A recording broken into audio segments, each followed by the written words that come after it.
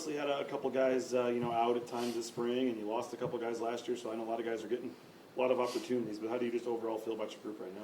Yeah, I think it's been a really good, productive spring because you got a few guys who maybe haven't done a lot this spring that are proven guys, and then you have guys this spring who need to improve, and they're getting a lot of reps that are invaluable, especially for some of those younger guys. I think like Cam Bates, who's having a really, really good spring camp. He's getting a lot of reps at different spots, and he's building that confidence. Even guys like Chase Penry and Ben Ford, who have been more role guys that are playing more every down, and they're making plays out there and doing their part. So these 15 practices, they've taken full advantage of them. And some of those other guys, maybe whether it's recovering from something or maybe taking a little bit off their legs, so they got a lot of miles on the tires, has been good for them too because they're still getting a lot of good work in other avenues. You mentioned Bates, man. I forget if it was Tuesday or Thursday. We were out there and he had 3 or 4 just long, nice catches again. He down to punt at the 2-yard line on special teams. Like, it seems like every practice he continues to make more plays. How much did last year's getting his feet wet a little bit help him? And what's kind of the ceiling for a guy like that? Yeah, I think even for Batesy last fall, he was very much a role guy, limited with the amount of plays he had per game. That's by design. And you give him that confidence of you know exactly what you got this game plan, go execute that at a high level. And he got more as the season progressed, and those game reps are invaluable for a guy like that. And you see him being more confident this spring. My challenge for him was now, hey, we're going to move you around a little bit too, and you got to know the whole system. You can't just know your job. And he's done a really, really nice job of that this spring, and it's showing up him making plays. The guy's got tremendous ball skills. He can blow the top off the defense, and he's been a guy we got to figure out how to affect the game.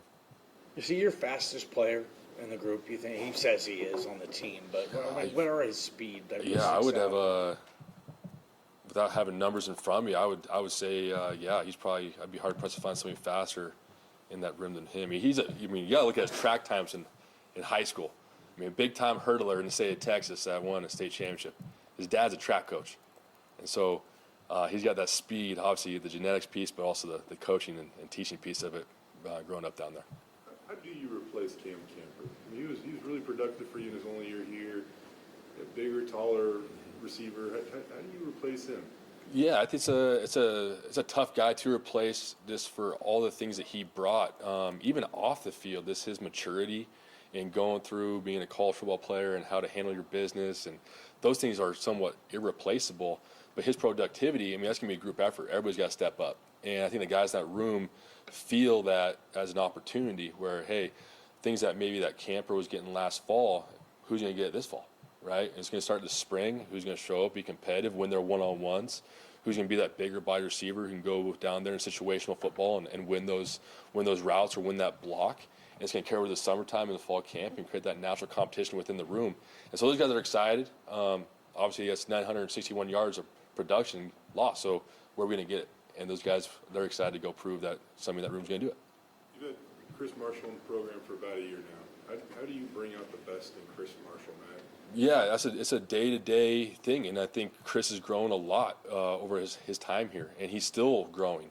And that's the challenge for me every day is like, how can I get the best out of Chris today? It's not just Chris, it's everybody in that room, right? Everybody in this facility. How can you get the best out of that person on that given day, that given moment, that given period of practice? And sometimes you're going to take some losses, right? We're dealing with human beings here. Sometimes we're going to see big gains. Sometimes we'll see slight losses. But at the end of the day, let's have that trajectory of improving. And I think that's what Chris is doing. But we need him to take that next step too.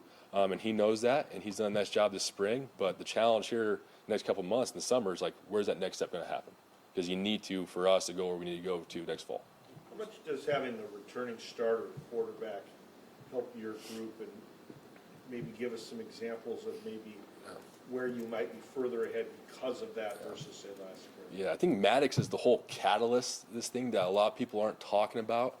A guy that knows our offense, the ins and outs of the offense, has a lot of game reps too of situations that he can talk to guys that are like, hey, remember this happened against whoever last fall. You got to treat this route or this run similar to that.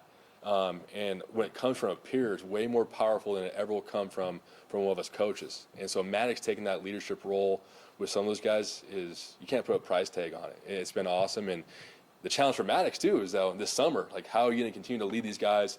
Maybe we're not there every single day, right? And how can you take that next step as a football team, as a skill position on offense, and how can we get a little bit better in June and July when everybody else is else is either on vacation or hanging out. How do you feel overall about the group? I mean, Spencer mentioned obviously experiment kind of with Ty even putting Ty over there a little bit, and then we see you're still linked to like transfer wide receiver recruits too. I mean, are you guys thinking you need another good guy there? Do you feel okay overall about the group? Yeah, I think we definitely want to go get another guy. I think we're trying to always improve our roster on a day-to-day basis, whether that's guys here or go out and recruit. Some of it is like guys like Ty Benefield, who's in our program already, who is a dang good football player. We obviously seen him play defense at a very high level, and this is something that he can come over to the offense side of the ball too and impact the game. And I think that's something for us. We've always done things different here at Boise State. We've been cutting edge. And I even think about like Avery Williams a couple of years ago where he was getting some running back reps. Right? I think about Tommy Smith back in the 2011, 2012 coming over as a linebacker and playing fullback. Right? I think about Scott Matlock, right, in our Clydesdale package, catching touchdowns as well as blocking. Right? We're going to put the best 11 on the field whenever we can to go be successful. And that's what's fun for us. And it's fun for our guys too. Right, where, hey, you're playing football. You're not just a tight end. You're not just a linebacker. You're not just a DB. You're a football player, and let's go be our best when our best is needed in clutch situations. You knew you were going to lose Cam. I don't know if you just assumed you'd maybe lose one more in the portal or what, but you obviously lost Prince. I don't know how big of a hit that was. I mean, just overall, the depth of the group, is it tough, too, with guys out? That it's hard to know, where you're at? Or overall, I don't want to say the group's underachieved, but I mean, if you're still out looking to find somebody else, are you not seeing what you need to out of these guys? Or? Yeah, I think the big piece for that is we got 4 freshmen coming in, and getting an older body, more mature body, more mature mind in that room, I think will help us out overall. I don't think it's fair for those 4 freshmen coming in to have all those expectations. And I think there are 4 really talented kids, but they're not here right now, right? And we have some guys who maybe haven't lived up to their expectations in that room, and that competitive spirit brings out the best of everybody, right? And that's something that even talking about bringing another guy in, like that's going to increase Latrell Caples. That will increase Cam Bates and Ben Ford, right? And that competitive nature, we do it together, we do it with each other, we're going to be the best unit we can be, right? It's also going to help the defense out, right? Like that iron sharpens iron mentality. And so, we're always trying to improve. I'm always trying to improve as a coach. We're always going to try to improve this roster. When you have somebody that comes over from the defensive side that hasn't sat in the room, maybe doesn't know terminology, I don't know. What's the greatest challenge for somebody to try to play receiver that maybe isn't familiar with all the nuances? Yeah, obviously, like the terminology is a gap. We spent some time talking about that. But in the day, football's football, right? The terminology might not be what somebody's used to, but like, hey, go run a corner route. Like, they know what a corner route is. Or go run a go route. Right? They kind of got that figured out. Some of the nuances of playing the position, maybe they haven't played it for a while. It's a little bit different. But it's like riding a bike. You kind of get back in the flow of things. And it also helps you go out there and make a play, get that confidence going a little bit. Like that belief thing is huge, right? And so I think that's a big part of like how can we get that confidence installed early in terms of somebody that's playing both ways and give them some early success. And then that confidence piece, that's a hard thing to really contain. Once you get that, let's just go play ball. I think when it comes to injuries, I think there's maybe sometimes an assumption that, time heals all wounds. And I mean, you might be somebody that can relate that not all injuries are created equal, if you will, and some linger. But what happened to Austin Bull, a few years ago, I mean, that was a pretty devastating injury. And it still feels like, there'll be times where you might feel the effects of that. So as he kind of just continues to ebb and flow his way back to trying to get as healthy as he can, what's it like for you to kind of help him along that process? Like I said, I mean, you had your own fair share. You could probably identify with some of it. Yeah, I still feel it every morning when I wake up. And it's not as much fun anymore when I'm playing with my 2.5-year-old and she's, beating me around the kitchen table a little bit. But for a guy like Austin, yeah, that was a pretty traumatic thing he went through a couple of years ago. And he's a tough dude, right? There's no questions about that with all he's had to overcome and fight through with that injury train to get back to where he is. And being able to just be a support system for him and try to find different ways to be creative to make that body feel better. He's got a lot of miles on his tires too, a lot of reps that go unnoticed, whether it's a practice rep over the last 5 years, that it adds up over time. And so, don't question his toughness, but find creative ways to keep his body fresh. Maybe take a few things off him during a practice time is going to be really important for us. But I think he had a really nice spring too and has improved. And that was a big goal for us this spring with Austin is you got to improve a couple things here, all right, and then let's get your body rested up. Just with bringing someone else new through the portal, obviously you said someone more experienced, a little older.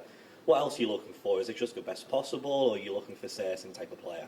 Yeah, I think obviously best available is a huge piece, but also a guy who's going to be an impactful person in this program. We're not just going to go find a really, really good player. I mean, we're going to go find a really, really good player who's an even better person, who's going to come into our locker room and be an impactful guy in a positive way and not a negative way. And I think sometimes with this portal stuff, like you're just out there shopping a little bit, right? And for us, we're still going to do our homework on them, and we want them to do their homework on us too, to make sure it's a good fit.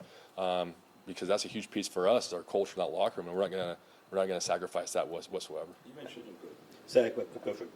mentioned just the 900 yards, whatever, available with, losing Cam, but with a new offensive coordinator and Ashton gone, I know you guys are going to run the football, but it seems like the passing game, could have a little more of a role this year. Is that exciting too for the guys in your room? Yeah, I think it's exciting for everybody. But at the end of the day, like, what do you got to do to win the game, right? If you got to run the ball 100 times or throw it 100 times, our guys are all in on what do we got to do to go win.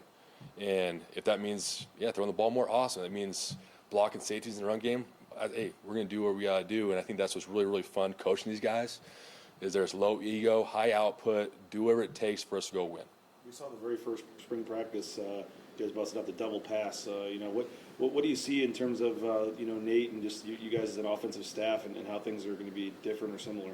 Yeah, I think having some of that fun there with some trick plays or some funk plays is always good for our guys. Keep defense on their heels a little bit.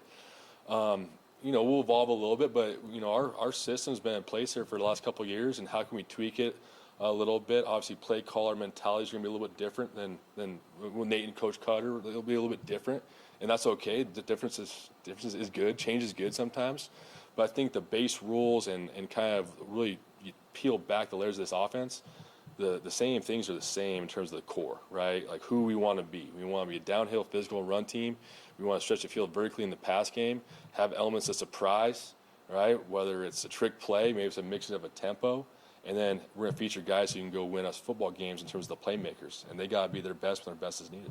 Just going off the offensive coordinator stuff with you being a co-OC now, how's that been for you? Has it changed things much for you, or is it kind of different perspective, same thing? No, it's pretty similar day to day. It's been awesome. I mean, me and Nate have worked together for a lot of years. So we kind of have a good rapport with each other, and we can kind of anticipate certain things with each other. And it's been a lot of fun. And I know we're all looking forward as an offensive staff of continue to have fun and continue to grow, continue to get better and impact our guys the best we can on a day-to-day basis. And at the end of the day, they'll give them the confidence to go cut it loose on game day, which is the main goal every week. I don't know if you've been asked or not, but did you throw your name in that hat, or were you a little disappointed that you didn't get it? Or? I'm just like these receivers, like, hey, run, pass, whatever it takes to win the game, I'm all in. I'm a Bronco, been here over a decade. Both our kids were born at St. Luke's. Like, I don't care if they give me the janitor role around here. Like, I will do it the best of my ability, right? And I want to impact the people around me. And, yeah, that's my day-to-day. That's my impact. My purpose when I wake up. Whatever role I get, all right, I think you got to be your best, and you got to start in that role. And so I'm excited to support Nate and be the best I can be for him so he can go have success. Because that's hey, we've been friends for a long time, played together, coached together for a long time, but at the end of the day, that's one of the best human beings on this planet. So I want him to have success. Myself, Johnny's question here. Always very concerned about who's in the box, who's not in the box. You've always been a sideline guy. His roles evolved. Nate was next to Dirk last year. I don't know. Spring game coming up. I don't know if you guys simulate any of that stuff, but what do you kind of envision and why, I suppose? Yeah, I think I don't want to speak out of line. I know I'll be on the field. I'll be on the field. I've been on the field really all but 1 year of my coaching career, and I started calling plays in the box, and I was no good. So I went down on the field, and I could see a little better, had a better feel, and so I'm probably best suited on the field with some of those things. And some of the other spots, obviously, it's a work in progress. We'll find out. That's what spring practice is for us coaches, too. We got to figure out the best process for us on a day-to-day basis, and so we can go be our best for our guys on Saturdays in the fall.